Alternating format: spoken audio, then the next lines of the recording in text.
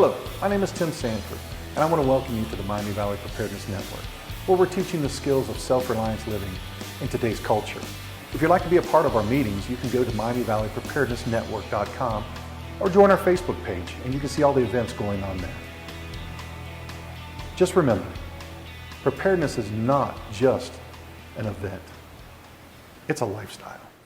But, well, I want to take this time, John,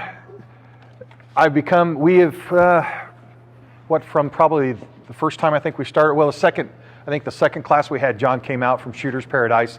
I'd been to John's store. He actually had a brick and mortar store up in Troy, but then decided, hey, you know what? We want to do more training. It seems instead of having all the expense of having a brick and mortar store, we're going to do outside training. And that's what they've been focusing on lately.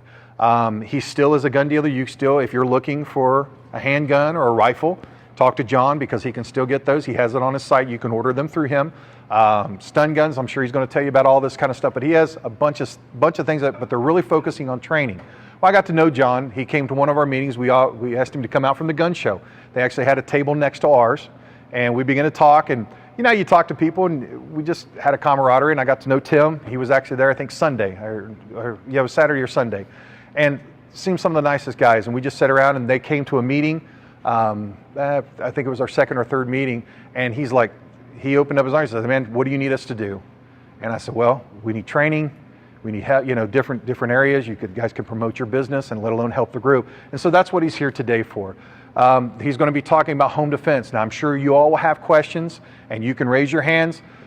John, don't get aggravated, though, when we repeat your question because we're videotaping this, okay? And they cannot hear your questions. So we need to repeat what you say. So please don't get upset when we do that because it happens quite frequently. But these guys here have brought something to the Miami Valley that's very unique with their training skills, their long-range shooting. They have an advanced shooter that actually shoots 1,000 yards at a 3-inch grouping.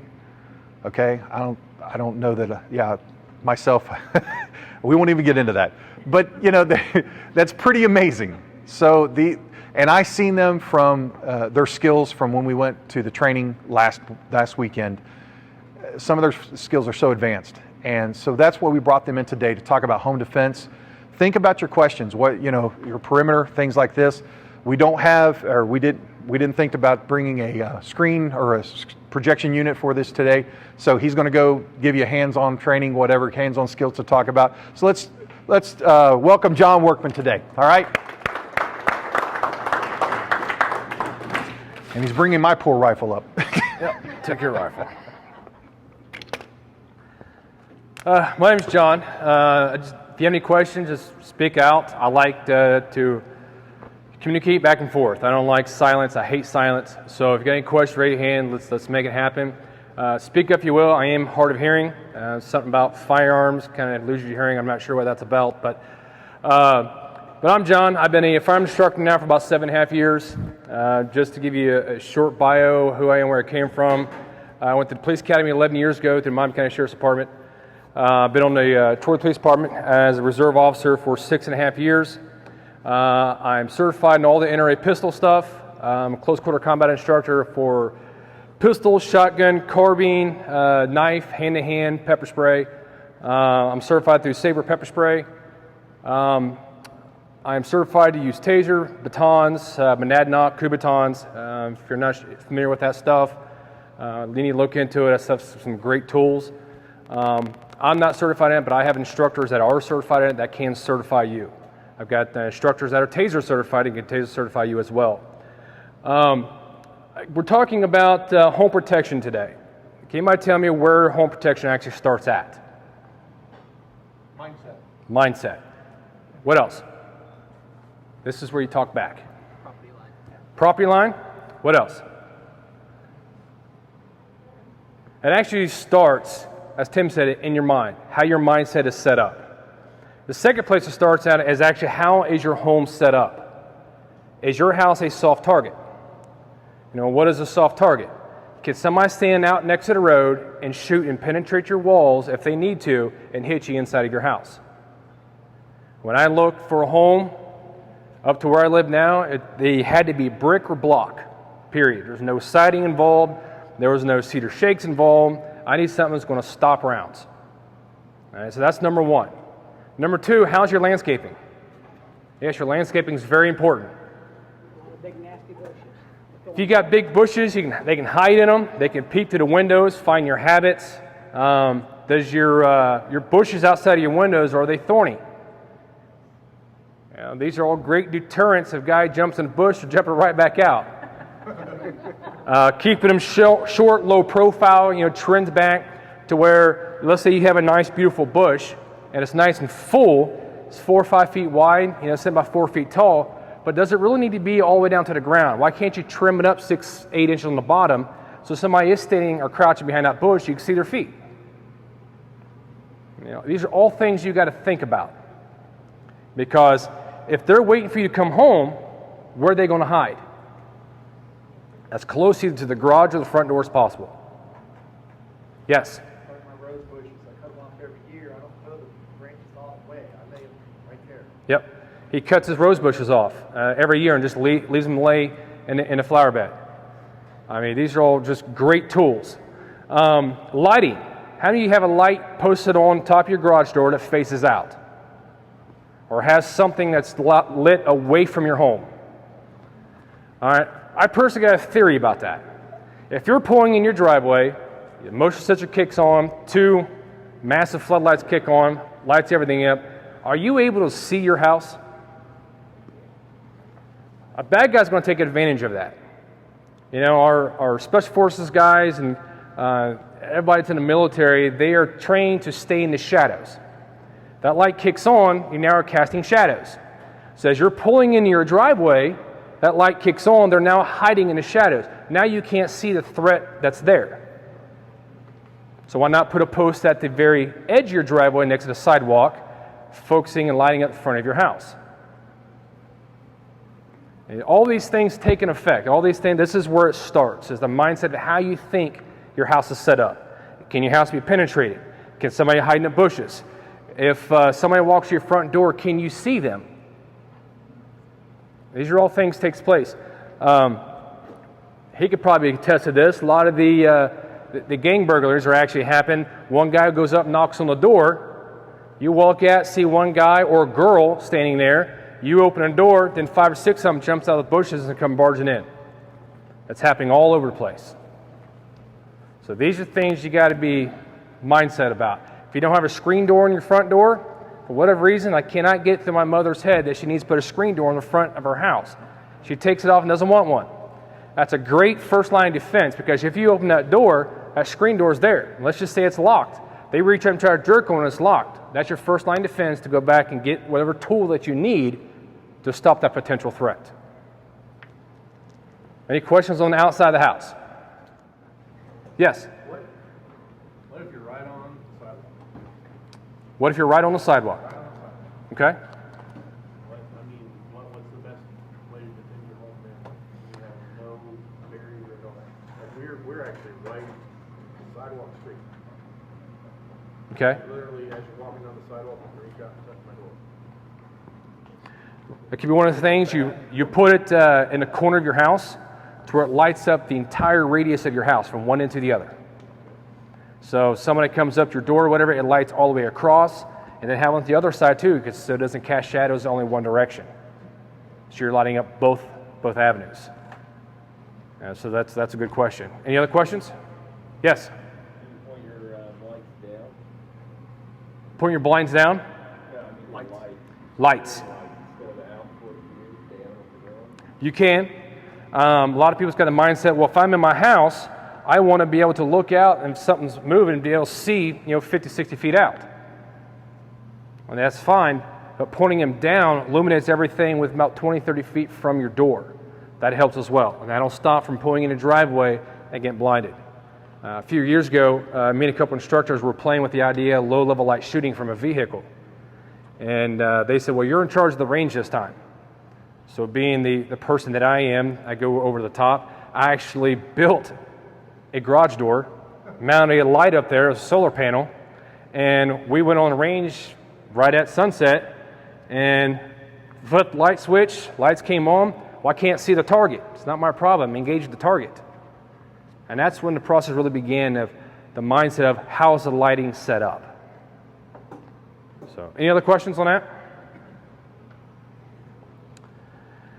All right, what about the fencing and gates? Does the fence come all the way to your house? Is it chain link? Is it a 4-foot picket? Is it a 6-foot privacy? Is it an 8-foot privacy? Does it sit a foot or two off the ground? Is it just something to give you a little bit of privacy in your back patio? Is your gates locked? Are they not locked? Is all your gates open? What's closest to your gates? Is your trash cans next to your gates? Great, you must have get your gate padlocked. But what about your trash cans? Flip trash can over, jump top trash can, now they're jumping the fence. These are all things that people actually think about. They sit back and methodically plan their attack on your house. A lot of people say criminals are stupid. A lot of them are. But however, there's a lot of them that's pretty smart and they'll sit back and watch your habits. Yes? One thing to remember, I hate privacy fences. I hate privacy fences real bad because they're not only private for you, but once they get over that privacy fence, it's real private for them too. They can, especially for a backyard, that's a real common one. They'll take a trash can or any other obstacle or structure they can, hop that privacy fence, and they'll go up and kick your back door in. It's just one dull thud to kick in a back door, and if you've got a privacy fence, by the time your neighbors come out and look, all they can see is your privacy fence too. What he said was a privacy fence not only adds privacy to you, but also to the bad guy. When they jump over the fence and kick your back door in, the neighbors hear the thud, but they can't see who's in your backyard. Any other questions, comments? You just got to be cognizant of actually how you set everything up. If you're one of those guys that put your extension ladders hanging it on your privacy fence, and all your first floor doors and windows are locked, first thing I'm going to do, I'm going to grab that ladder and I'm going to go up to the second floor and I'm going to open that window up and go right in and do what I want. These are all things you've got to think about. You have to. Anybody still have those old radio antenna poles that goes up the next side of their house? A lot of people's got this cut down, but what about trees? I can get access to the roof off of that pole. I can climb a tree and jump on the roof too. It's not a problem. I can take a trash can, flip it upside down, grab a hold of the edge of the roof, pull myself up, and actually gain access if I need to. You're asking me how I know all this? I used to foreclose on homes. My job was to sit down the street, watch you load your family up, drive off, and I would break in your home legally and lock you out of your own home. You'd be amazed what a butter knife will do on an old wooden window. You slide up and you actually turn the lock and open the window.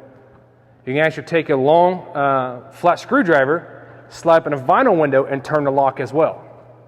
You take a pry bar on a wooden window, put it between the two, and actually pry the lock up where two nails will come straight up and the window just opens freely. Back patio door, get two of those suction cups at Harbor Freight, go up, clamp them on. I can pick your door up and remove it off the hinges and set off the side and go in your home. I can get in your house within 30 seconds. Bump keys. Anybody familiar with bump keys? Yeah. I have a whole set of them for vehicle and home. I go in, push it all in, take it out one click, smack with a screwdriver, throws all the pins up, unlock your door, and I walked in. It's that simple. I had it down to a science, 6 seconds or less, I was in your home with the bump key. Yes? I did think it was interesting when you're on a missions trip, a pastor, kind of your situation too.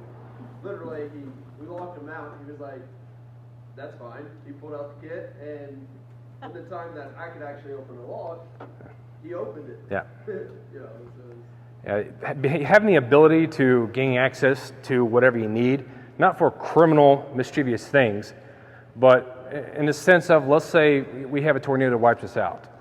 Zini has them locked. I guess Cedarville had one. What if you need into your shed? Instead of wasting your ammunition, you could pop the lock. It's pretty simple. They're great tools. If you use them incorrectly, you can't be charged with having criminal tools. If you use them incorrectly, as long as you have a legit reason why you have it, there should be no problems. But you'd be amazed at the things that allow you to gain access to a house. Taking a large set of channel locks, walking up to a house, grab a hold of the door handle, I can shear that door handle off and hit it with a screwdriver and walk in 5 seconds. It's that quick. Don't have to kick your door in, nothing. If I go up to your door and shake it a little bit, it's got a little tiny gap, I can literally take a butter knife that I've bent to my liking, take it in and pop the door open, no problem. There's no sign, nothing. So if there's no trace of forced entry, you left your home unlocked, will the insurance cover you? Well, I'm also a licensed insurance adjuster. I can tell you they will not. John, is there anything you haven't done? Not much. So, any questions on that so far? Nothing? Must be doing pretty good then. All right, now we focus on the outside, and let's focus on the inside. Now, what could be your first line of defense on the inside of your home? Dog. What else? A cat? Good luck. What else? How about a security system? Bad guys don't like noise. They just don't like it. Now, you don't have to go into a monthly payment. You can go down to Harbor Freight, get those ones you put on your door, simply click it on. When I was in college, we had those because the area that I lived in wasn't the greatest. You know, poor kid trying to make it through college. I got the best place that I could. We put those on the door, and one night the alarm went off. We'll go up there was nobody there. They actually had pry marks from a pry bar where they pried our door open. But as soon as the alarm went off, they ran off. So first line of defense can be an alarm or a dog. I got a 75-pound boxer. He's dumber than a box of rocks. He won't bark.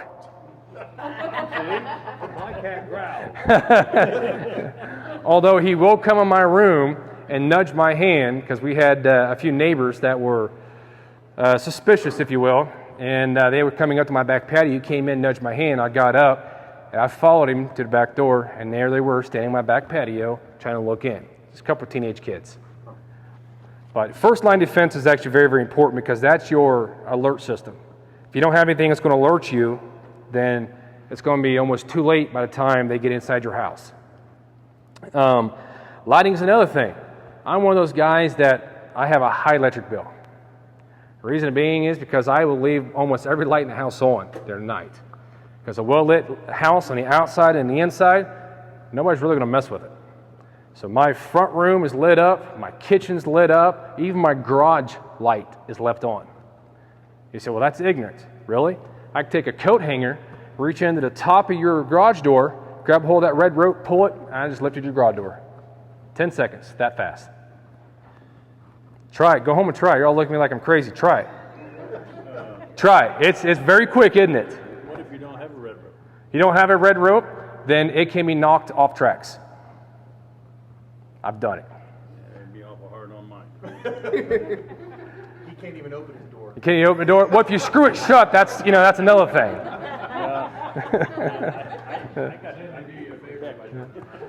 Locked doors, again, simply just locking your deadbolt.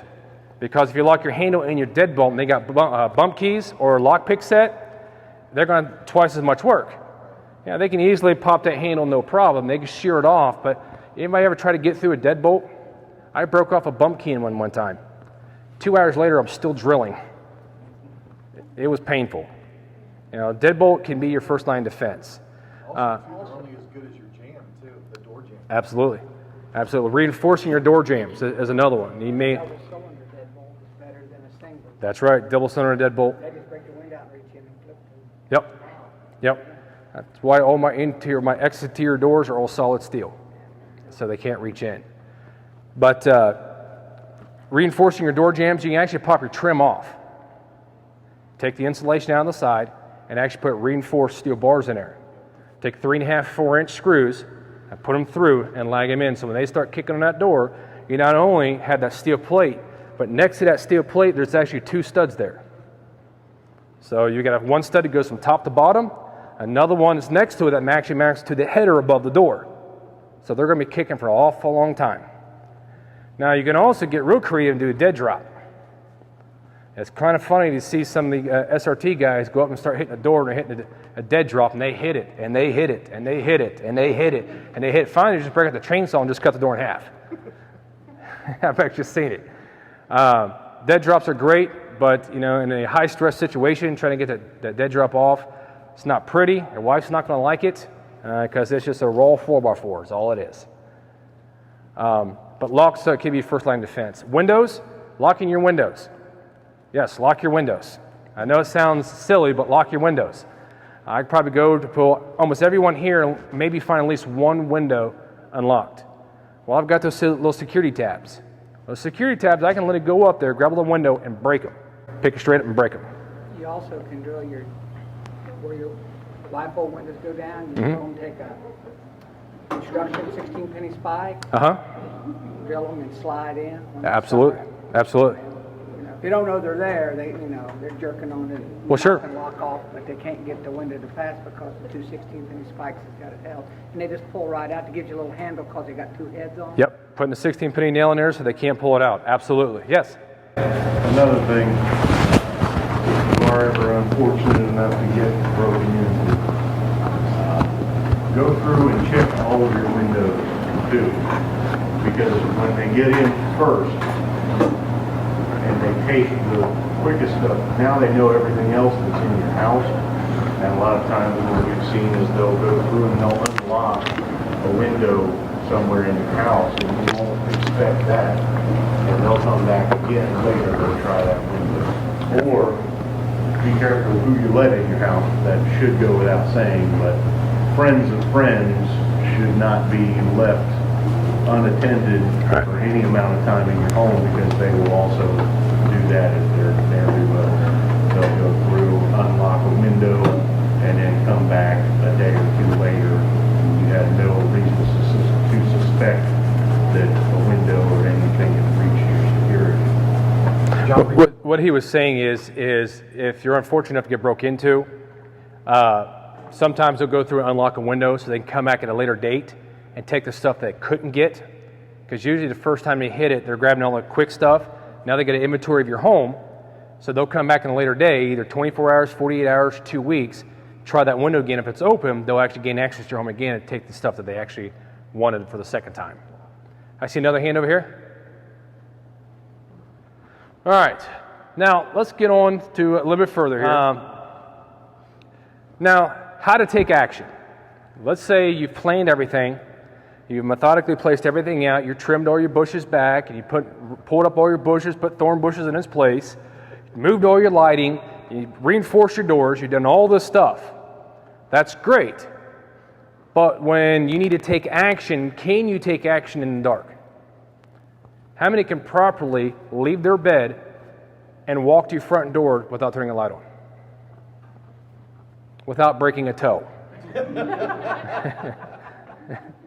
This is very important because as you start equipping yourself with tools and equipment, one of the things that irritates me the absolute most when I'm watching shows of guys that are supposed to be trained SRT or trained Special Forces, they hit a room, what's the first thing you see? Flashlight and lasers. They clicked it on, that dude's going everywhere. I mean, it's rolling everywhere. And there's their buddy there, they're illuminating their buddy, talking to him, going back the other direction. You don't want to turn that light on until that silhouette's in front of you, and that's when you click the light on. Because if you're clicking it on to see where you're going, you're messing with, one, your night vision. Yes, your eyes can acclimate to the dark, and you actually see somewhat in the dark. You clicked it on, that's done. It takes approximately another 20 minutes for it to go back to that place. You ain't got 20 minutes. Second of all, if that guy's or person is in your house, he now knows where you are. And he can see that you are coming. So make sure you set a plan to where you can get where you need to go without clicking a light on. The other thing is, can you address a target in the dark?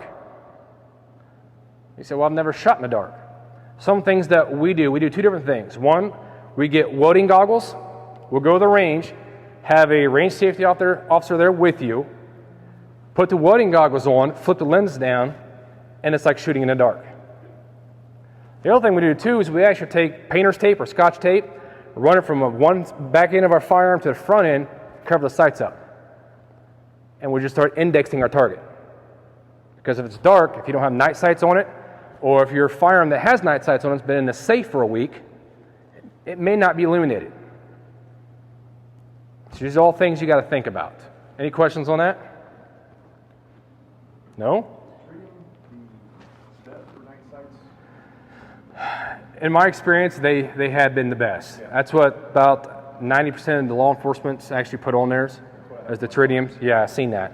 If you want to know what tritiums are, on the table over here, he's got a Glock 40 caliber 22 that actually has night sights on it. Take your hand and cover up the back sights and put your eye up to it. You'll see 2 green dots lit up. So when the lights go out, you'll be able to still see your 3-dot sights. All right, firearms. I get a question a lot, what is the best firearm for home protection? First thing is the one that actually fits you. I mean, I could sell you a 50 BMG if you want me to. I can sell you a Barrett real quick, no problem. But can you methodically maneuver that through your house swinging around corners? You're carrying around a 30-pound brick right here in front of you and you're trying to move it around. You need something that's going to fit you. Okay, what fits me may not fit her. You know, what fits her may get my finger blown off. These are all things you got to take in consideration. The other thing you take in consideration is what's the biggest caliber you can handle, whether it be long gun or pistol. And when you're able to come up with those two, that's when you start deciding what firearm you want. Now, they say, well, I got a 12-gauge shotgun. Once they hear the rack, they'll jump out the window they came into. Hopefully. Hopefully. Or I don't have the money for the old tactical stuff. Well, for instance, I got an old shotgun here. Verify that's empty for me. I got an old shotgun that was a 32-inch barrel. I cut this dude down to the legal length, 18.5 inches, and I put a nice rubber butt plate on it. Because shorter that barrel is, my God, the harder it kicks. Now I've got a single shotgun that now I can methodically go around corners without it scraping my toes or blowing my foot off. It's got a nice hammer I can grab a hold of, cock. Doesn't have no front side on it, but I can put it in the doorway if I need to and cover the doorway. So you don't have to go out and spend $800 on a tactical shotgun. Now the other one is a 410 shotgun. This is my wife's home defense gun. 410 works absolutely phenomenal. The reason why I went with 410, because I have 2 kids. She can manipulate this firearm with one hand and she can't shoot this one-handed with no problem. Now, you got to find out what works best for you. Now me, I like a 12-gauge shotgun. This is my Mossberg. This is the one I have. I have this one set up as cruiser ready. Other than the sergeant back here, who can tell me what cruiser ready is? Except for the 2 guys that train with me all the time. Yes. Put in the cruiser? Well, it's actually, have you verify that's empty there? Okay. You actually fill the tube completely full all the way to the end, push the slide forward, you drop the trigger and put it on safe. So when you grab it, you can simply just rack it, and around it automatically goes in there, it's already on safe. And then you just click it off and then you can engage at that point. Now there's different modifications that can actually happen, and I'm going to try to do this so everybody can see it. This is a Hogue butt plate. It actually retracts back in itself. So it helps absorb some of the recoil. So if God forbid my wife has to go to this gun, that's not going to knock on her can. Yes? How much recoil does that absorb? I would say between 50 and 60%. Wow. I mean, it is a lot. Yep. Wow. And it's a Hogue. Comes with the foregrip and the butt plate.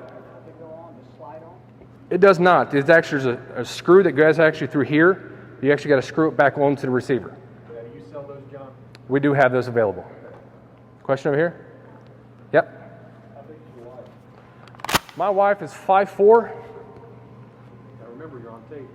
I know. My wife is about 5'4". So. And my wife runs about 7 miles a week. So. She's very dainty. Okay. So. But this is, when stuff happens, this is one of my go-to guns. Now, we'll get into safe rooms here in a minute, but this is part of my safe room action here. Now, if something was to happen and my wife takes my 2 kids and herself and goes to the safe room, my go-to gun at that point is my AR. Can anybody tell me why I would take an AR for home defense? I'm sorry? The roundage, say the max amount of rounds you can carry? The rounds are cheap, easy to get. Okay, rounds are cheap, easy to get. What else? Small and Small? Small and compact. What else? Quick shooting, lightweight, 30-round magazine. I can interchange my mags super quick on this thing. I'm a Class 3 dealer, so this one's a full auto. Just flip that switch around a little bit more, and it sings. But a couple different reasons is because it's so small that if I got to go through a doorway, I can actually bring the rifle back in, and I can reach the door. So if I'm going through a door, I can actually step in if I have to. I can still use this to engage my target. Now, if I was to do this to my shotgun, more than likely I may break my thumb, or two, it's going to go back and possibly go out of battery. These are all things you've got to start thinking about. Now, when you go to a room, when we're shooting long distance, I can hold out here, no problem. Short distance, close quarters you're here, so you can snap that gun back and forth. I can go around corners a lot easier. I can turn this way if I need to and let it go. If I send a round off like this with a 12 gauge, all that concussion is going to come up my face. I just got out of bed. I now have no ear protection on. I have lost all my hearing in my left ear. Even with earmuffs on and plugs in and earmuffs on top of it, I have practiced this drill. And I would tell you that's some of the reasons why I'm hard of hearing. Because I practice this stuff as what I'm telling you to do. You need to practice it. Probably not as much as I do, but because I constantly teach it, I got to demonstrate it. So you need to find out what you can and cannot do with your firearm. Yes? Does that have less of a crack than a 12 gauge, you think, if you pull it up? Yeah. My 7-year-old daughter can run this. It's not that loud. No. You're going to get a crack with if you've never been around a 12 gauge in a close quarter situation, it'll rock your world. The concussion alone will set you back. It'll set you back. Any other questions? That's 16-inch barrel? Yeah, this is a 16-inch barrel. And they come in what, 16, 18, 20, 22. You can get a short barrel, get all the way down to, was an 8-inch shoulder fire, 10-inch shoulder fire. Yeah, in my personal opinion, to pay the tax stamp for that, and it's just my opinion, you're wasting your money. Getting a short barrel, there's a few guys here that's been in the SS world, and they've dealt with the short barrel stuff, and it's not worth its money. It's only 6 inches. You're not going to get around that corner any faster or not target any faster. There's different things you can do to help yourself. You go in and you tuck the rifle up close so you're here. You can tuck it to where you go around the corner, it's here, so you can snap that rifle up quick. You can literally keep it around your waist. You can bring it all the way back in here and you can still operate if you need to. Now, one of the great things about a rifle is, and I'm probably going to mess the mic up, is if you're going down what's on a hard left side corner. So let's say you're going down the hallway, your hallway's on the left-hand side. So when you're coming out, you're now going to turn right to go down the other end. One of the great things about an AR is if you come up on target, you now got to lean all the way out to get your target. Now with the AR, you can simply take this, rotate the other shoulder, and now engage like this. Trying that with a 12 gauge, I left a bruise inside of my neck. Looks like somebody karate chopped me. Now again, all the stuff I have tried myself. I'm telling you what has worked for me and what has hurt me. Now, if you're into some of the older stuff, AK-74, this is the 5.45 round. This one as well is fully auto. This will dump a 30-round mag about under 2.25 seconds, and it is effective. Again, short barrel, or not short barrel, but it's a shorter action. You can actually take away the butt as well, and it's even shorter. So these are all things you can take in consideration. You say, well, I really don't want a long gun. I want something that I can carry concealed. I want something that I can use for home protection and outside home protection. There's nothing wrong with that. A lot of you may or may not laugh at me, but I'm a Glock guy through and through. Not the boat anchors, the guys in the back row, the 1911s. And they're proud of it. Yes, they are. Glock 17, Glock 22. I bought this one brand new. I personally put over 15,000 rounds to this gun here. I've had this now for about 10 months. I bought it used. And I've put close to 10,000 rounds to this gun here. And I put 4,200 rounds to this gun, just over 4,200 rounds before I cleaned it. I ran this thing until I couldn't run it anymore. I got to 4,200 rounds and I couldn't make a jam, so I said, well, I might as well clean it now just in case. So they're fantastic. My wife's concealed carry gun's a Walther PK380. This is hers. It's got great ballistics. 380, you don't have to worry about going through very many walls or anything of that nature. Close quarter situation. Don't have a whole lot of over penetration. Again, I'm dumping a lot of information on you. We go through all this in our CCW class and advanced courses as well. So, yeah, think of something like that. You can get into Rugers. This is the P95. If I told you how much I paid for this, you'd cry. But this is a great gun as well. Double single action. It's got a safety on it. These are all great guns. It's a 9mm. So you got to find out what actually will fit you. Now, ammunition. Ammunition is crucial. When you're picking your firearm, what type of ammunition can you put through it? Now, the revolvers, you can put a lot more ammunition through a revolver than you can a semi-automatic. You can put like the double-lock buck, you can put the disc through them, you can put the pellets through them, you can put wad cutters, semi-wad cutters, full metal jackets, hollow points, frangible ammunition, fragmenting ammunition, all the stuff through the revolver. You're limited to some of the stuff you can put through a semi-automatic. But if you're wanting to use a shotgun, say for home defense, they've got double-lock buck that's actually reduced recoil and frangible double-lock buck. It's about $350 a round, so you don't go to the range and play with it. But if we was to shoot through this wall here, it may not go through that second drywall because by the time it hits that second drywall, it's already breaking apart and turning into powder. They're phenomenal rounds for home defense. Now, me, what I have loaded in mine, some people say I'm a little twisted and demented, but I'm a duck hunter. I love duck hunting. I have a sign on my wall that says we interrupt this marriage for duck season. It's that bad. I have 5 3-inch number 4 steels, black clouds. 60% of the pellets in here has got a metal disc around it. That takes the wound track and triples the wound track. I've got the duck hunting gun that I use is extra full. At 65 yards, I got a 3-foot pattern. But for my home protection gun, I just use a modified choke. Now, first 5 rounds are these. The last 2 rounds are a 1-inch Hornady slug. Tell them the difference between a slug some people may not know. A slug, this is a 1-inch or 1-ounce solid chunk of copper and lead coming at you. One projectile like a handgun. This is about 80 or 90 pellets.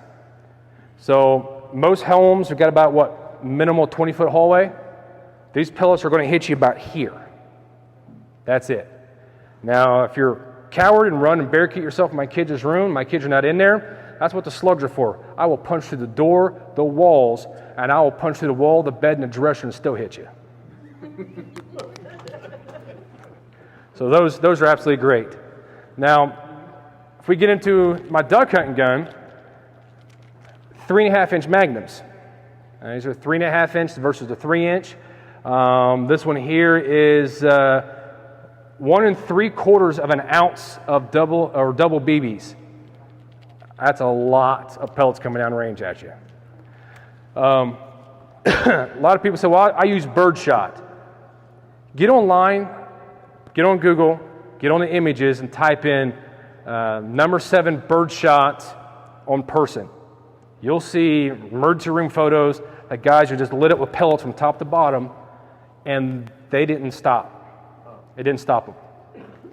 If you're wanting, I've got a clear shotgun shell. You guys can come up, take a look at it afterwards of how everything is set up in the shotgun shell itself. Birdshots, in my opinion, is not a good idea. It's reduced recoil, smaller pellets. They're made to pierce small game, say like doves and squirrels and rabbits. If you got somebody that's in the wintertime, has got a heavy down coat on, it's going to bounce off of them. You're going to just tick them off and enrage them that much more. To go in with that, what was that story here several years back about 2 senators that were pheasant hunting and one swung and missed his target and shot his fellow senator in the face and he still lived? That is correct. Of course, I think a lot of alcohol had to do with that. Yes. I've got 15 rounds from my 12 that are copper jacketed hollow points. Yep. Yep. 5 rounds at a time, but like you say, that's Yeah. They're pretty much our deer slugs. The ones you're probably talking about is the federal. Yeah, the federal ones. Yep. Yeah. I've taken one of these rounds right here that I just talked about, the Hornady 2 3/4. I shot a deer at 167 yards, one shot and dropped it, dead in its tracks. Now, reduce that down to 50 feet. It's going to do some serious devastation. Not that I'm here to end a life, but I'm here to stop a threat. If you're in my house, I have reasonable suspicion to believe you're there to do serious physical harm or cause death to me or my own. That's the reason why I have what I have, to stop a threat. Now, if you get into pistol ammunition, now you got your standard ball rounds, where you buy at the store. They're just a full metal jacket, made just punch paper.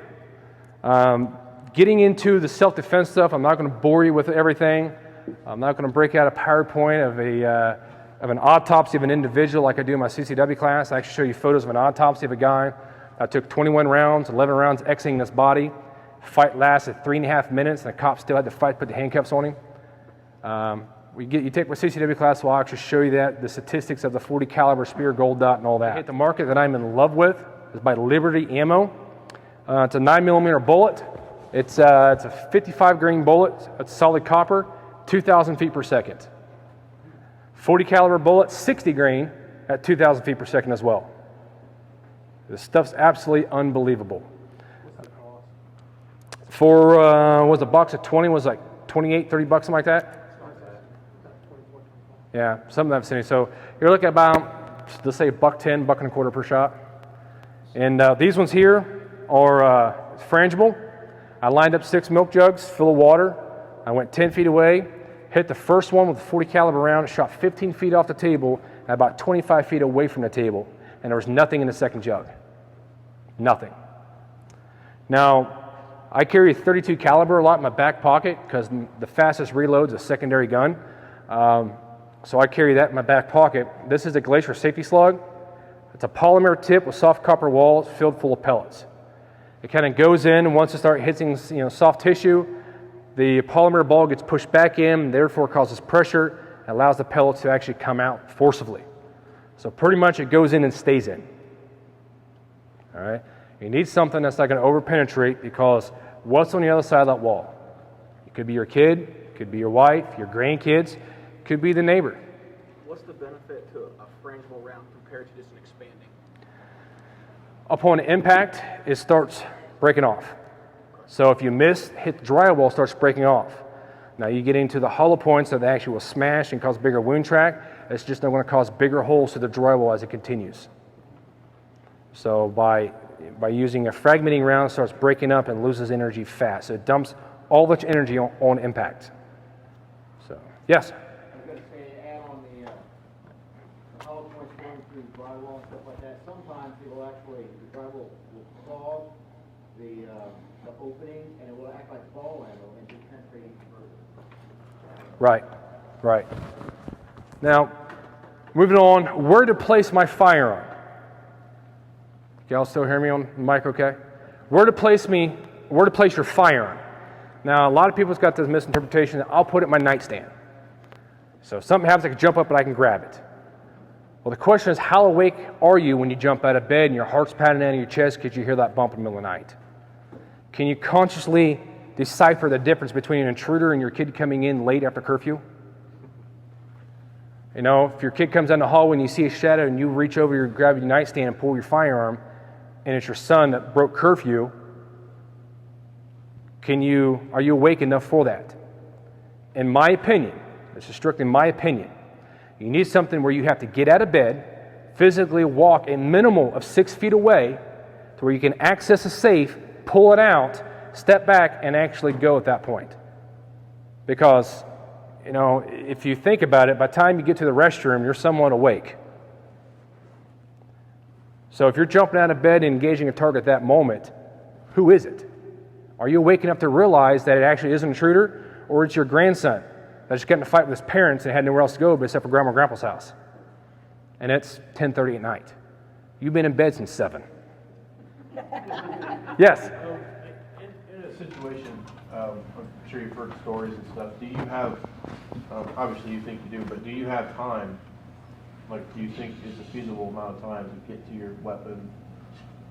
You know, I mean, it's safer to do it like you just said, but like some people would disagree with you and say, no, it's got to be right by me and loaded. I disagree with that, honestly, because I don't think that's safe. But do you really, honestly, feasibly have enough time to get to it? Do you really, should you worry that much? Well, think of it like this. When you went through driver's ed, you learned to parallel park. It probably took you 15 minutes to parallel park. You can now go outside and parallel park because you've done it 100 times, you practiced, you trained, you've done it over and over again, and now you can do it under 30 seconds, right? It's the same thing. If you plan for something, you've got to practice that plan. Getting out of bed, maybe setting your alarm, maybe on a Friday night at 2 a.m. You're going to run a drill that night. You get up, grab it, grab your gear, grab your firearm, make sure it's unloaded, and go through the house. And check it, or grabbing it, replace your live firearm with an airsoft. And maybe before you go to bed, have your wife put sticky notes all through the house. And only a certain color is the actual threat. And it sounds freakish, but I have my wife do it all the time. We got 6 different color sticky notes, and she'll put the color sticky note on top of my airsoft gun. That's actually a threat. That when I grab my airsoft gun, I see the color, I know that color is the actual threat, and therefore I am going after to seek and destroy. Yes? Speaking of the airsoft, does it matter if we get, there's the $200 Glock replica soft airs versus the $40 Walmart soft airs? Yeah. In my opinion, because I have many airsoft guns, all down to the cheap $20 Walmart one, all the way up to pretty expensive ones, you get what you pay for one. Second thing is you want something that's close to what you actually have. Weight, size, trigger pull, sights, everything. Because if you don't, when you go grab the real thing, you're now, in your mind, your subconscious mind, now you have a learning curve because it's not the thing you've been practicing with. So back to his question there, if you continue to practice your plan, you will become effective at it. Law enforcement's got to requalify every single year with firearms. Everything's from the holster. Everything, reloading, getting off X, getting behind hard cover, doing what you need to do. You got to practice. And also, you have to think of price point. Where's your price point at? And you've got to think of those too. But like you said, there was a gentleman that came to our class last week that had an airsoft that was an AR, and it looked identical to an AR. His weight, felt, everything. It was perfect. Yeah, and he was using on the range with it because he didn't have an AR. He just had an airsoft gun. So we're shooting 30 feet, and he's punching paper right along with us, holding a 1-inch group with it. Yeah, awesome. It's good stuff. Again, how far away should you have it? How many firearms should you have placed strategically through your house? Again, I'm one of those guys, I'm a freak. And I've got multiple firearms throughout my entire house. In my garage, in my cars, in my kitchen. I've got them in the closet, linen closet outside my kids' room, and of course they're all in safes. But where are you going to be if that attack actually happens? We don't know. You got to plan for the worst and expect the best. Yes? You said that all of your grounds are safe. What kind of safe would you recommend? Something stayed away from small, like biometric safes, things like that, because the whole safe needs to be picked up and walked out, say your house does get broken into. What would you recommend to solve that, but yet still secure your firearms? The question is small safes, the barometric ones, or the finger buttons, he's concerned that they can actually carry it out. There's actually holes in the bottom of those. You can actually screw or mount to studs or a platform or something where they cannot walk out with it. Every safe in the market, from my understanding, for all the ones I've dealt with and played with, has holes where you can mount it. All my firearms are mounted. Now, if you get into the vehicle ones, there's a steel cable that goes around the frame of the seat, so they literally have to unbolt my seat just to get it out of there. So even with the steel cables in the cars, they have those. In my garage, I got one mounted to the bottom of my bench. All the push buttons. If you're quick with a key, you got the key ones. The barometric ones. I believe the barometric ones can hold up to 6 different people's fingerprints. My opinion, I don't like them because it takes about 2 to 3 seconds for it to register. I can roll my fingers a whole lot faster and pop that dude up a lot faster. Well, 2 or 3 seconds, that ain't nothing. Average person can clear 21 feet in 1.89 seconds. The average reactionary time from a holster to come up on target is over 2 seconds. So how long is your hallway? Is it 21 feet? You got less than 2 seconds to get out of bed and access your firearm and hold your finger there and wait for it to go off. You got to get to it fast, effectively, and efficiently. You're talking about rolling, you're talking about a combination then, or what? Rolling your fingers for the push buttons. So is that a key code or something you're talking about? Yeah, it's a finger code. So you can go like index, middle, pinky, ring, whatever. So whatever you decide, you can actually roll across there and actually hit those. They got them in 4 fingers and up to 5 fingers as well. Now, they can also get the ones you see in a hotel room. You punch the digital numbers. I think probably 2/3 of mine are like that. Come up, punch a 4 code, door opens, that's it. I got 2 that are actually still keys, some of the older ones. Any questions on the safes? All right, now let's get into equipment. Flashlights, phones, first aids, body armor, stuff of that nature. Now, I talked about a little bit ago about this is my safe room shotgun, okay? Now, I said if I have to leave the room and address a threat, I'm grabbing the AR. Now, one of the things that I will do is this is my go bag for my AR. I got 4 magazines that are loaded with 30 rounds. I have a medical kit in here. I've got a flashlight in here. And I took it out, but I usually have night vision in here as well. You may laugh at why you need night vision for in your home. Well, if you live out in the country, or if you have a shed or building out back, there's no sense of opening a window and hitting it with a flashlight. Pull up the night vision so they don't know that you're there. Just see them, and call the police and notify, hey, this is what they're wearing, this is where they're at. You don't have to click a light on none. You know everything that's going on. Very simple, you can take it, toss it on you, and it's good to go. Now, one of the things you can do is on the back side of these, there's actually a spot for a holster to put a handgun on the back side. And you can actually, I've taken this in Tennessee on a hiking trip, zipped it up, kept it on me, and nobody really knew what it was. Now, there was a few guys that came through, walked by and says, hey, I like your rig. And I look over and they got a rig as well, so we know what we're talking about. But this is one of the best tools you can have. You can carry extra pistol mags in here. You can actually grab hold of your flashlight. Flashlights are a great, great tool. Now, Dave and I always had a discussion yesterday with flashlights. They're extremely, I want to illuminate you. Is that okay? Can you guys hear me? So you can hit them with a high beam or hit them with a strobe. But one of the things about a strobe is you go into a room and you hit that person with a strobe, you're now affected with that strobe as well. So unless you train with that strobe, you're going to find out what the heck's going on at this point. Wondering, where'd they go? They're thinking the same thing. What just happened? You're thinking, oh my God, what'd I just do? So unless you actually train with it, it's useless. Now, you get into flashlights, you have a nice defensive edge. Now, Dave's got one of the smaller ones, exactly the ones that I have here. It's the miniature one of this one. I think this one here is 900 lumens. I think his is like 650, something of that nature. You got a small one as well. 950. On the front edge here is an aluminum serrated edge. Now, if you get into, Kubotan training, hand-to-hand combat, stuff like that, this is a great, viable tool. You can actually take a chunk of skull off with just this flashlight. Yep. You can hit the neurological system. Somebody latches up, grab my arm. I won't hurt you too bad. There's a nerve that goes right through here. You can actually take it, hit it, and they'll take them down the ground all the way. Or if you grab this side here, if I'm not paying attention, go and grab it, I can actually come over and take them down as well. So having a nice serrated edge is great. Now if you take it off, got a nice smooth edge, you got to work a whole lot harder. So I didn't hurt you, did I? All right. So do it again. Let's do it again. So having the tools will actually help you. So grabbing an equipment is great. Having everything right at your fingertips. Now, I carry a medical kit for a couple different reasons. Can you might tell me why I carry a medical kit? You train novices. Do what? You train novices. Train novices? Well, that might be one reason. Anybody else tell me why I carry a medical kit? Yes? One, you get hurt, but also if you're on the phone with 911 or the cops, and of course you're telling them what's going on there, you can also throw it to the guy that you just shot. Mention, hey, I've got, here's a first aid kit. Sit there, so that way is the record of you actually being a compassionate human being, trying to help the guy you just shot. It makes the, you know, if you go to court later on there, it makes the jury less likely to go, dude, you're just out to kill people. Right.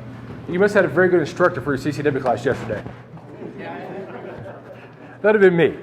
Not to pat myself on the back at all. But it's not only for you, but it's also for the threat.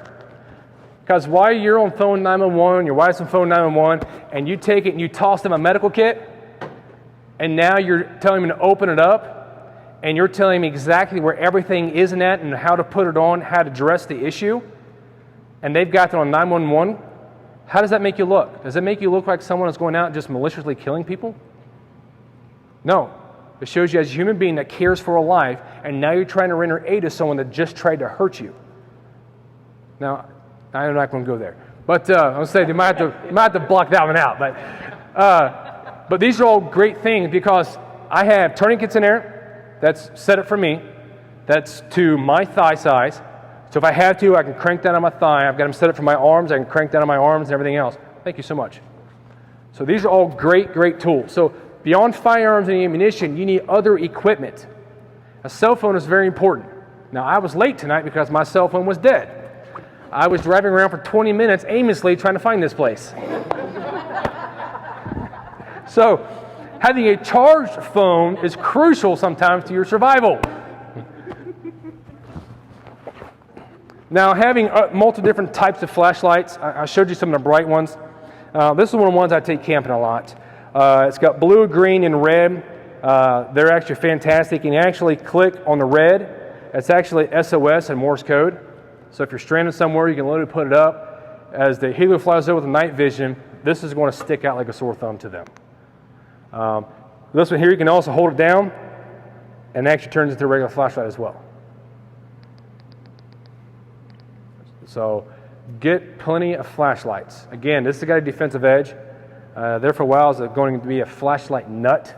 Like every week I was buying a flashlight, but now I don't have to buy any more. So these are great tools. This one here is $35. This one here, about 90. How much was yours, Dave? About 110. About 110.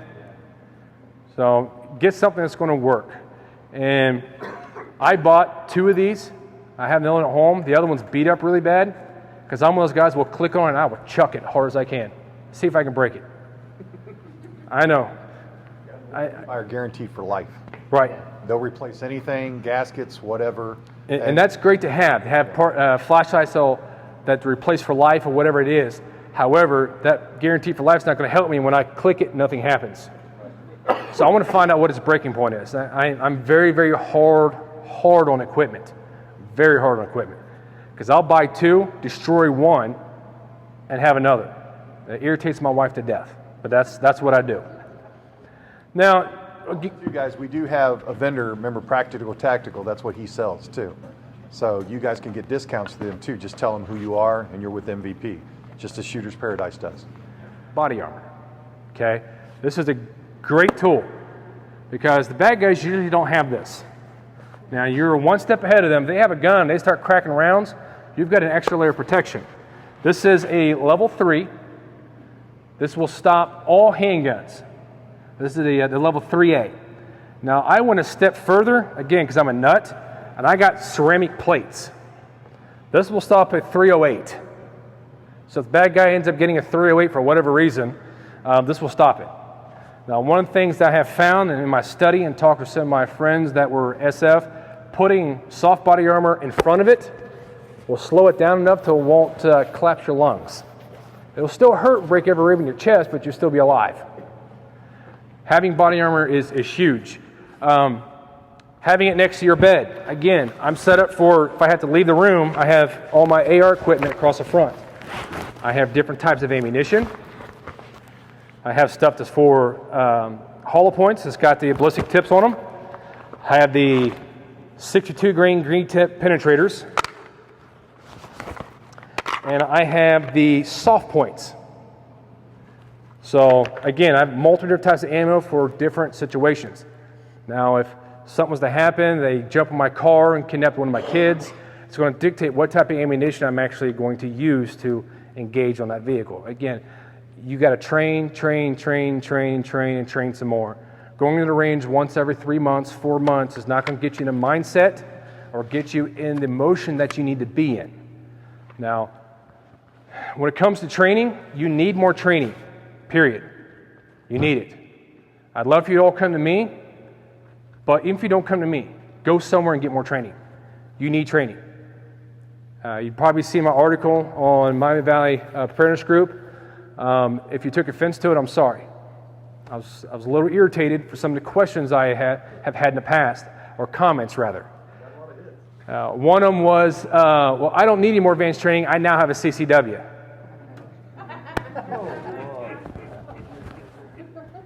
And I hit on this yesterday, that you got some of the best of the best of the best in the world. The dev teams, SEAL Team 6, they train every single day. If there's a new technique or a new way to do it faster and smoother and more effectively, guess what? They're training to develop those habits. But you have a CCW card, so you no longer need any more training. But yet the best of the best is still training every day, learning new tactics. You need more training, period. Those paper plates move very fast. Especially when the paper plate's got guns or a knife. Or let's just go a little bit further. Let's say you got your AR, it is slick, smooth, clean, brand new, and it is just running hot. You come down a hallway, click, you do your malfunction drills, click, nothing happens, and now you're here. Do you have the training to go hands-on with this gentleman? Do you have the know-how to stop that threat? Do you have other tools on you to stop him from getting to your family? We'll say there's two of them. I come down the hallway, click, nothing. Run my malfunction drill, click, nothing. Run it again, click, nothing. Now there's two of them, and you got a rifle that's now a paperweight. What do you do? Feed it to them? Well, that's great, but now they got a tool that they can use against you to beat you to death with it. Not shove it between their eyes. Well, that's great, but there's two of them. While you're jamming this one in the eye, like the Three Stooges, plucking him in the eye, the other one's over here beating him in the head. Again, you need more training. You need more training. You need more training. You need more training. Yeah, pull a pin, throw a frag grenade. Is that what you're saying? Any questions on some of the stuff I've covered this far? Go ahead. Earlier we had a conversation before you got here on the magazines, plastic versus metal. Plastic versus metal in the magazines for an AR or an AK. You need to find out what your firearm will actually eat. My firearm does not like synthetic. Well, I should say it doesn't like certain types of synthetics. It likes one brand of synthetic and nothing else, and it loves all the metal stuff.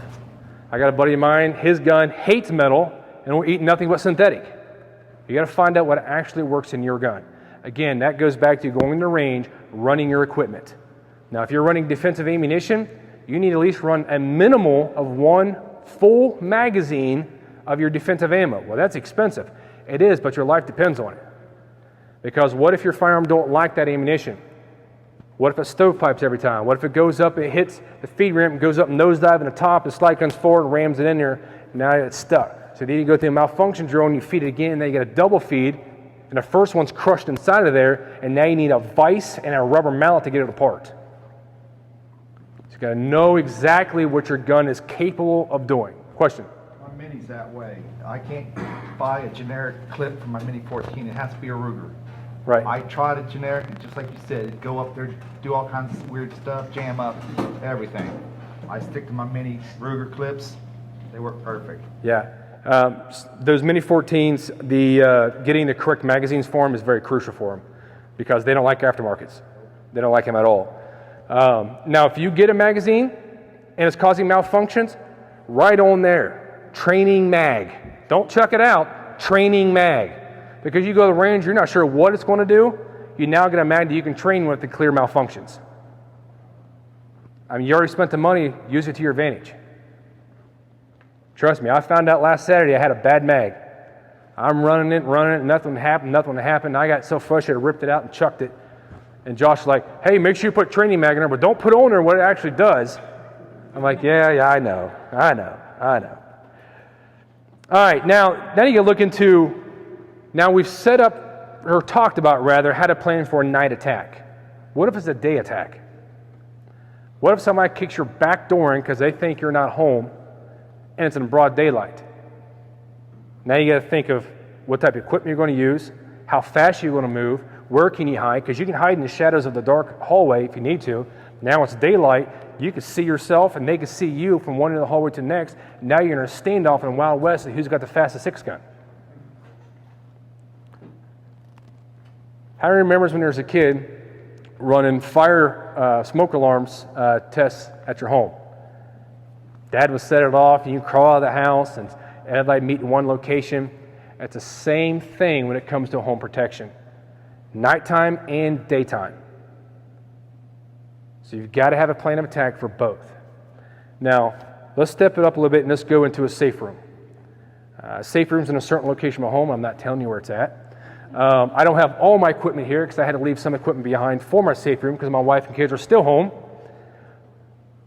Some things you need to look into for a safe room, whether it be your room, your kids' room, an office, a room in your basement, whatever it may be. You need something to where if he comes into the door, he has to turn a complete 90 degrees to engage you. Why is that? Because he's staying offside, and you're here, and he walks in, he's looking for you. You've already got him tagged by the time he turns and looks at you. 90-degree angle on him. He's got to come in and turn. Now, if you're SRT, something like that, you're going to be smoking hot fast and running them out. But for a guy that don't know anything, that shoots his gun this way because that's the way it comes in a box, he doesn't know any difference.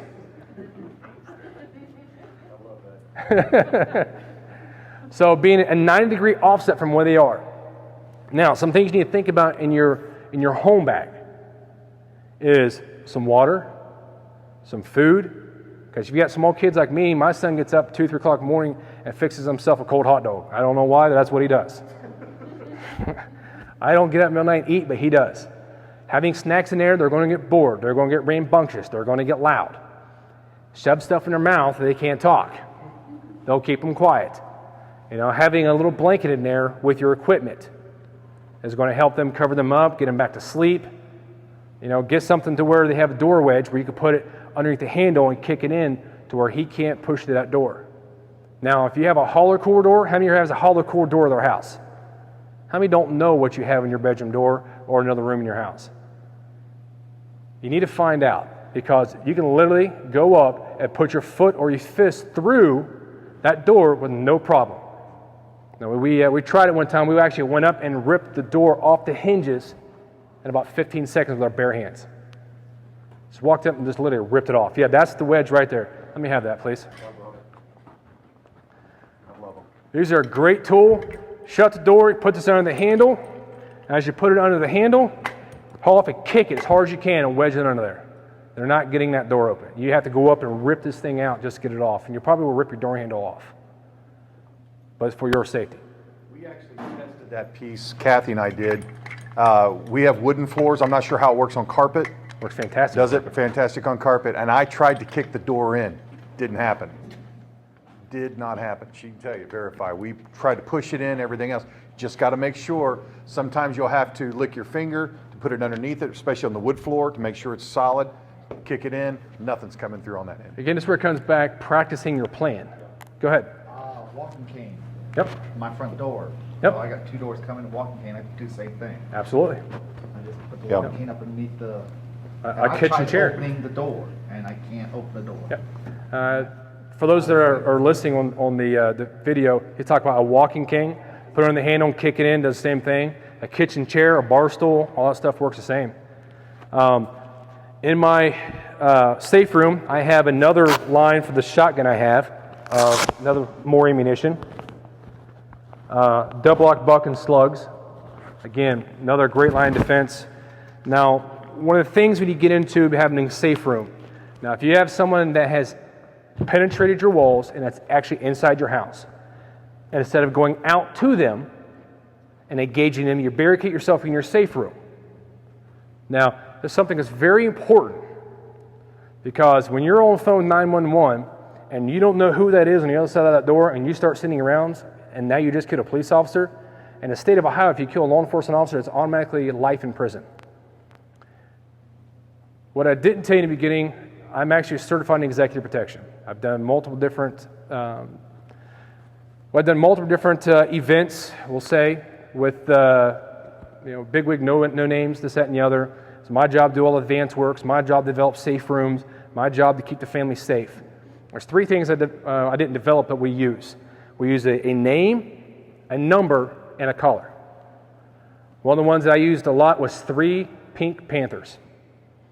So when you're on the phone with 911, you tell 911, somebody's at my house, I am armed, and I am in my safe room. It's located at this location. And when police get here, let them know to say these 3 words, because if you don't, I will shoot them. I guarantee you they'd be screaming it on the intercom from outside on the cruiser. I guarantee it. So if they're screaming, 3 blind mice or 3 pink panthers or whatever it is you come up with, I guarantee they're going to be screaming it. Now let's say you've got advanced training. You put your wife and kids in a safe room, they're in there, and now you grab your equipment, your gear, and you're addressing the threat. Now you come back to that door here and you're fighting your way back and you're turning that door here and screaming, let me in, let me in.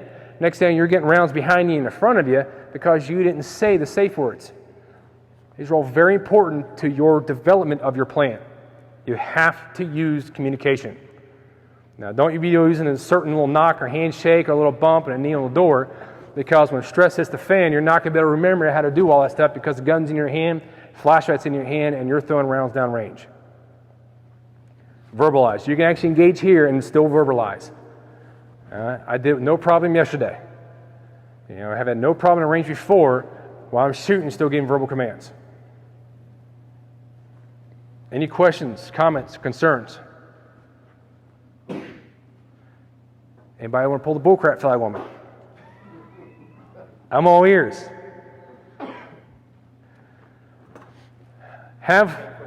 Yes.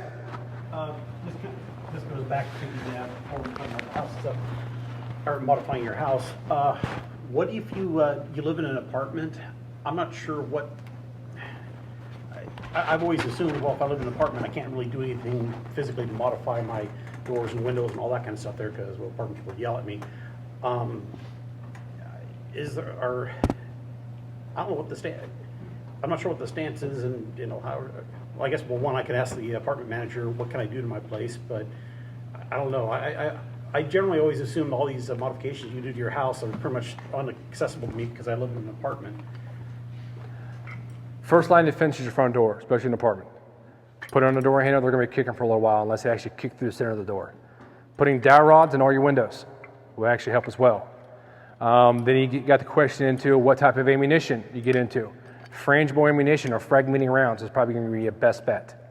Because if you hit a door, hit a wall, it's going to start breaking apart immediately and has less chance of actually continuing through that object. So as far as apartments, that would be the next best thing in my opinion. Something else you need to think about. Yes? One, did you get him on your mic first? To address his concerns. He was talking about your stuff too. To address your concerns, yeah, you're going to have to get with the apartment manager and/or owner. Your lease agreement will also spell out any modifications or improvements or anything that you can or cannot make. A lot of them, if you've got a good apartment manager or property owner, if you spell out what types of modifications you're going to do, they'll consider them permanent improvements, and they will say, yeah, sure, you're making the building better, but they stay when you leave. Other people, and I won't say they're not as good apartment managers, but a lot of places will not want you to do that because for fire reasons. This is the concern is it's great to make your house harder to kick in, but sometimes there's firefighters trying to kick them in too, and kicking in a door and taking out a little section of your door frame, your door jamb, isn't that big a deal to fix. Coming in and having to use a demo axe to chop out the entire door frame to get a door in, to go in with just a fire extinguisher to take out a stove fire, you know, or a small grease fire. It's going to get somebody upset. So you're going to have to go over that kind of stuff with your property manager, and the level of which improvements you want to make. It would be their discretion to, and as part of your lease agreement. Does that answer your question? Yeah. Fantastic. All right, modification to firearms. One of the things that's really important when we talk about is flashlights. You know, having a firearm-mounted flashlight can be death to you, or it can be the world saver to you. It's going to be one of those things you've got to play with because it's only mounted on one side. How much do you have to expose yourself to use it? This is mounted on the right side. So again, if I'm coming to a left hard wall here, now I'm transferring the firearm to this side. Now I've got to lean out. So when I do that, I hit the button, but I only put the firearm out this much. What just happened? I just illuminate my entire body. I've lost my night vision, and now I'm scrambling, seeing nothing but dots, and wondering what dot I should use for my reticle. So these are all things you have got to think about. Something else you can think about too, having in your safe room, is the keys to your vehicle and the keys to your home. If I get to do the work. Because most of us got car alarms, the automatic buttons, or the panic buttons on our keypads. If you're sitting in there and you send a panic alarm off on your car, that's noise. Bad guys don't like noise. They're going to hear that. You're bringing attention to your home, attention to your car, and if it's going off for 2 or 3 minutes, neighbors usually know there's something going on. Now, my kids hit my wife's panic button every once in a while. It's in my garage, and it's extremely loud in the house, but it usually goes off very quickly, in about 15, 20 seconds. Now, if it's going off for 60, 90, 4 minutes, 5 minutes, you know, obviously there's something going on or something wrong. What is it? You know, I remember a couple of different times actually be on the road and actually had the call come across the radio that the neighbor's car alarm's been going off for 6 minutes. We get there, and the guy's in bed sleeping. He's got earplugs in because he doesn't want to hear nothing, and the car alarm's still going off. So we're beating on his door, get a hold of the kids. The kids come in, open the door, and go in and wake Dad up, and Dad's got plugs in his ears because he couldn't sleep the night before because of the neighbors. So it will draw attention. It will. So also having the keys too. If somebody's in your house, you can crawl out the window if you need to, get in the car, run to the neighbor's house, and you've got keys to your home, you've got keys to your automobile, everything. So, number one key is plan, plan, plan, and plan. And once you plan, you have to execute that plan to see if your plan will actually work. Because if you run your plan at the time the assault happens and you find out it's a huge failure, that could be a matter of your life or death. Any questions, comments, concerns? All right, guys, we want to thank John for coming out again. Like I was saying earlier, these guys are phenomenal in the classes that they offer. You've seen today, he gave us, how many enjoyed all this information? I mean, so much. Thank you, John, again. Thank you. So look up Shooter's Paradise, get online. You can go directly from our link. They're one of our sponsors for MVP. They've been with us from the very beginning. Check them out. Now, guys, like he said, train. Practice this stuff, okay? Let's not only take this with all of your weaponry. What about your bags? Have anybody started to build your bags that didn't have a bag, okay? Have you played with all of your stuff in your bag, or is it still wrapped in plastic? You've got to train with this stuff. You've got to get out and look at it. Get out with the grandkids. If you don't get out with your kids, have fun with this stuff, okay? You may have one of those Mylar bags that are for body heat. Well, when you pull it out, is it really? I've had them where they've ripped when you've opened them up because they were so tight, they sealed on one piece on top of the other. It was ripped. That would have done me no good to use. So get them out. Use this stuff. Train. All this stuff you've got to get used to. So get out and use it. If you haven't built a fire before, we're actually going to talk about, I talked about with Nick. He's our chef.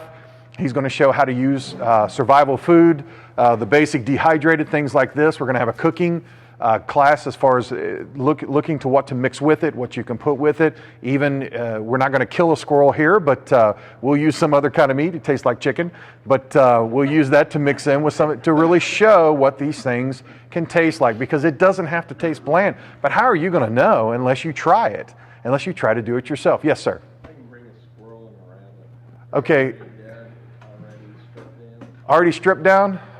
I may eat the rabbit. I'm not touching the squirrel yet. I'm not that hungry. I'm just, that's fine. Yeah, you can. That way everybody can taste it. I mean, you know, I guarantee my wife probably won't, but you know, but yeah, definitely. We would love that. Yeah, we're not going to kill it and dress it here. So, but we'll be at, you know, that's what we're here for, is to help you guys learn, to get these things out. Also, too, I'm going to start a series on a garden. I'm a first-time gardener this year. My brother Gus has been training me. He is our gardener in the group. I'm sure many others here have gardened too, but my dad did it for years, and I've actually started one this year. So we're going to do a video series. We've taken pictures already. Do a video series of what works, what didn't, because guys, if your food, you're one can away from starvation. I mean, if you really think about it. If you've got 2 is 1, 1 is none, all right? So if you can grow your own, let alone that, but cost effectiveness. How much is a plant to grow? You go out, even if you bought a seedling or just buying a plant, it's $1. I found a gentleman up in, actually on the west side, over in Trotwood area, selling them for $1 a plant. He grows his own, sells the seedlings for, you know, $1 a plant, and tomatoes, Roma tomatoes, all this kind of stuff. So there's all kinds of ways out there. And then we're going to bring in a garden, kind of like a survival garden too, where you can actually plant in your home. Now, Gus lives in Dayton, so he doesn't have a lot of farmers. So every piece of ground he can find out there, he plants something in. He'll plant tomatoes and carrots, and it's not like my garden where it's all in rows and everything else, because he doesn't have the room for that. So he plants it wherever he can, wherever there's earth or whatever he's cultivated it, he plants it. So we're going to talk about these different things, and this is what's coming to MVP. So guys, stay tuned with us. We're glad you came. I really enjoyed the class today. I learned a lot. Let's give John a hand clap again. Thank you for coming, and we'll see you guys next month. Thank you. And guys, please feel free to look around. We've got a whole arsenal up here now.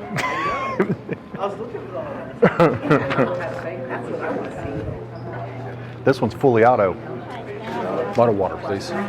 You got something that's room temperature? Who doesn't?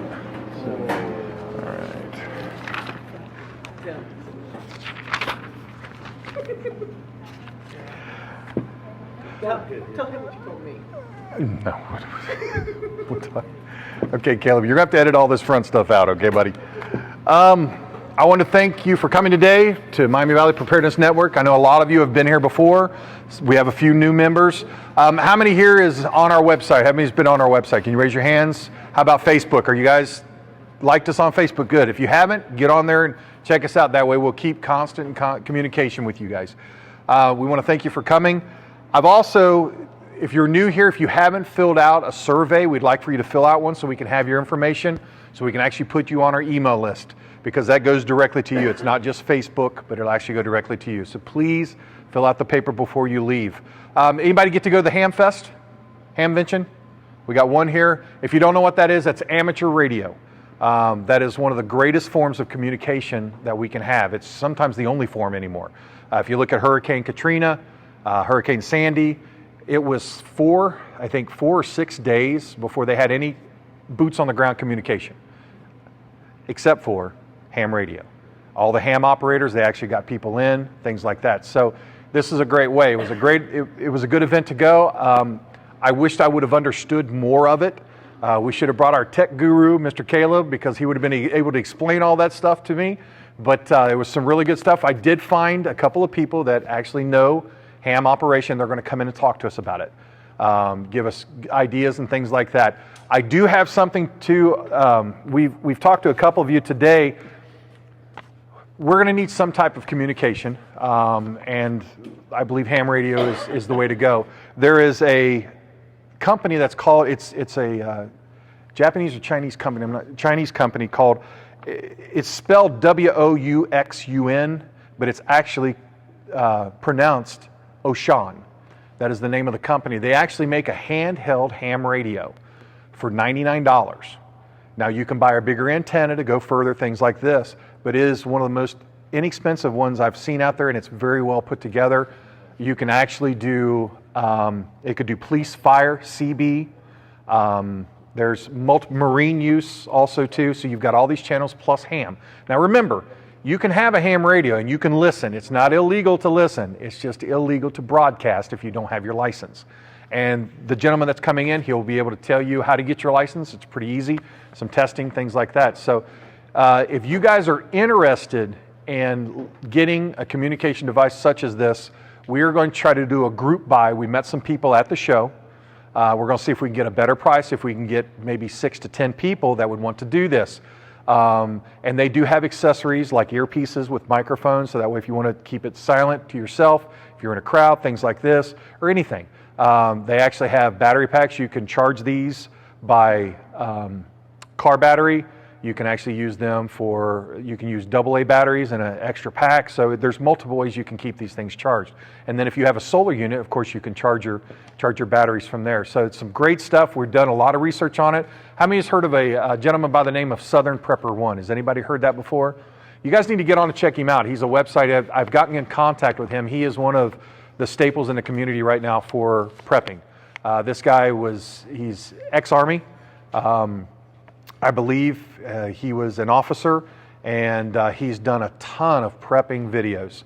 And and he talks about these radios. They've went through, like, I think they're building a community right now, and they went through 30 different types of radios.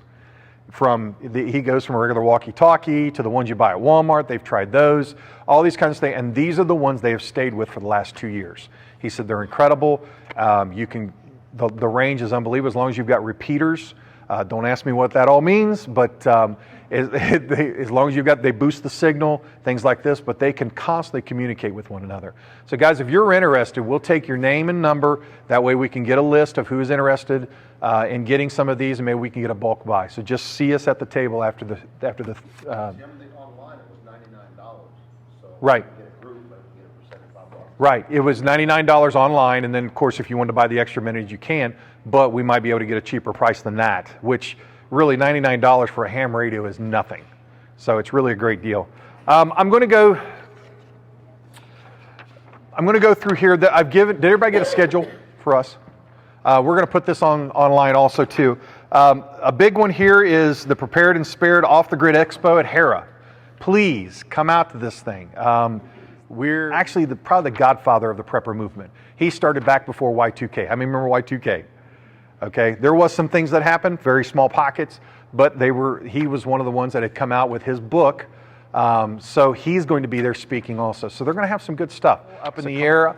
I'm not sure if Lisa will be able to still do this because she's been, so on the 29th, I'll try to get a hold of her this week to see if she can still do this. If not, we'll make it another date. We're not sure if we're going to have it here or not because the kitchen, I think kitchen may be big enough, I'm not sure, but we'll see. I will send everybody an email this week on where it's going to be at. But if you're wanting to participate in the class, the canning class, it'll be $10 for a family or a couple or whatever, or person. All right? I want everybody to be involved. If you've never done canning before, anybody here has never done canning before? Okay, this will be a great learning experience. I'm raising my hand too. We will do pressure cooking and water bath. There's a difference between both. So we'll be looking at both ends on how to do each one. When you leave, you will have one of each ingredient that you will need to be able to can. That way you can take it home, buy them at Walmart, wherever you go, jars, things like this, and it'll be a lot of information. She's actually going to show everything that she does for each one. I'm going to try to bring in 2 teachers, one doing the pressure cooking and one doing the water bath. That way we can switch. We're not all gathered around. We can rotate. So that's going to be a great class. It's going to be $10 for a group or per person or for your family. That's fine. I want to make it cost effective, but we've got to have something for it. It's going to be a great time. Also, too, the July 13th for our meeting, the survival mindset. We've got from Shooter's Paradise, we've got a gentleman that is actually an expert in survival. He's going to come out and talk about it. The mindset, what it would take to survive in an environment today, whether city or out in the country, rural areas. So this is a great opportunity. August 10th, a lot of people have asked me about this.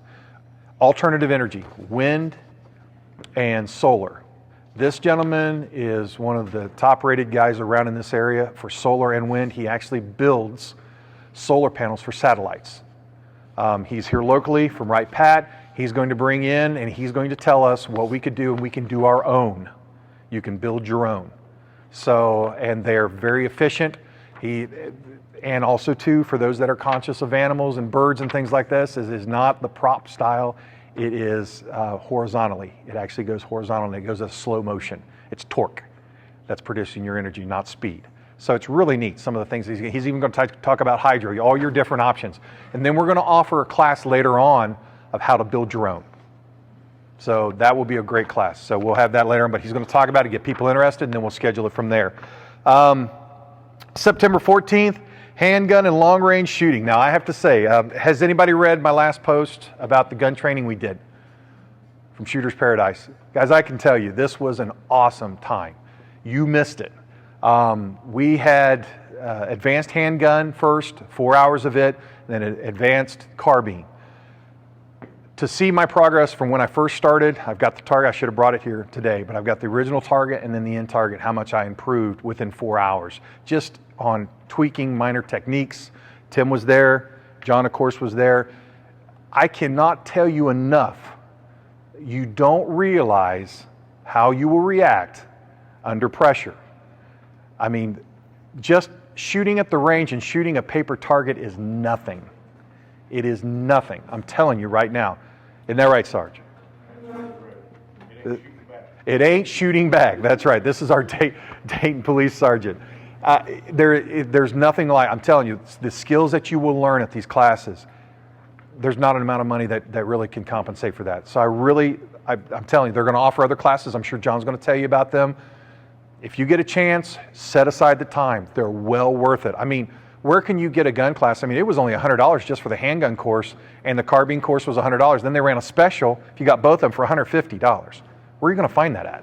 There's nowhere locally you're going to find that kind of price. So guys, I encourage you, please sign up for these classes. Now, I will tell you this too, is when you do sign up, we must have the money in full on these, because if you don't show up, then it's gone. So we've got to make sure that you guys, if you're going to sign up, and also too, CCW classes. They're offering CCW, and what are they running now, John? $75 for a CCW class. So please, get in with them, ask them for the time, sign up. It's a great, great time. We went for 4 hours. We're going to show a live video on ours. Caleb's going to be editing this week. We'll have it online. Just really incredible. Then we're looking at October the 12th. Gus calls her the bee lady.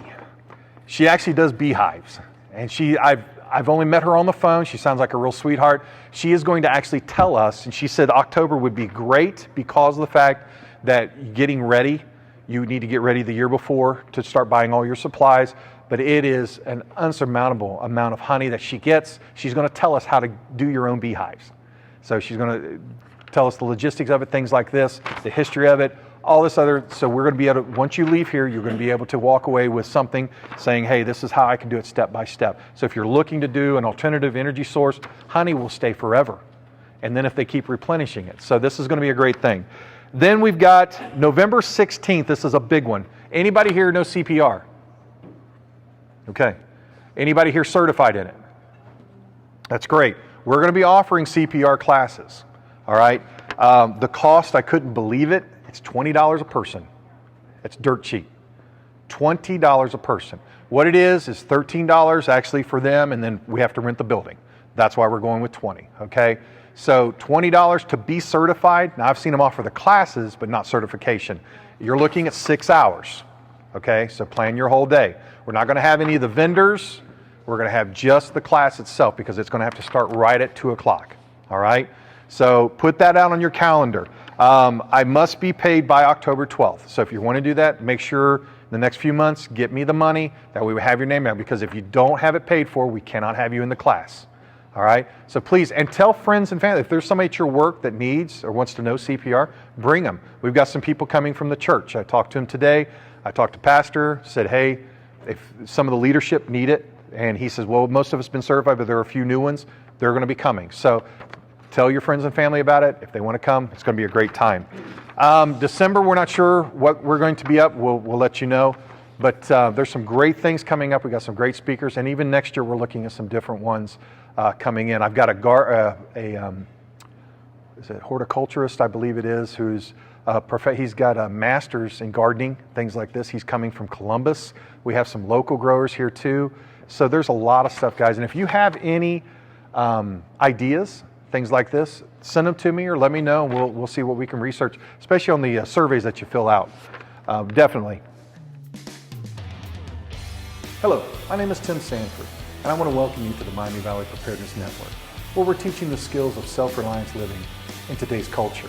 If you'd like to be a part of our meetings, you can go to MiamiValleyPreparednessNetwork.com or join our Facebook page, and you can see all the events going on there. Just remember, preparedness is not just an event, it's a lifestyle.